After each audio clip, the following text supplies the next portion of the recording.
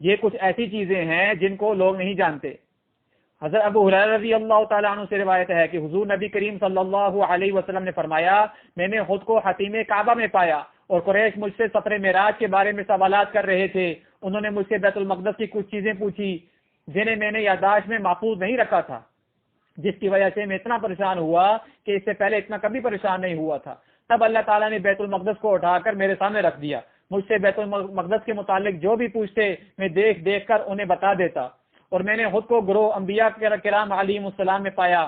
میں نے دیکھا کہ حضرت موسیٰ علیہ السلام کھڑے مصروف صلاۃ تھے، اور وہ قبیلہ شنوعہ کے لوگوں کی طرح گنگریالے بالوں والے تھے، اور پھر حضرت عیسیٰ بن مریم علیہ السلام کھڑے مصروف صلاۃ تھے، اور عروہ بن مسعود ثقفی ان سے بہت مشابہ ہیں، اور پھر حضرت ابراہیم علیہ السلام کھڑے مصروف صلاۃ تھے، اور تمہارے آقا یعنی خود حضور نبی کریم صلی اللہ علیہ وسلم ان کے ساتھ سب سے زیادہ مشابہ ہیں۔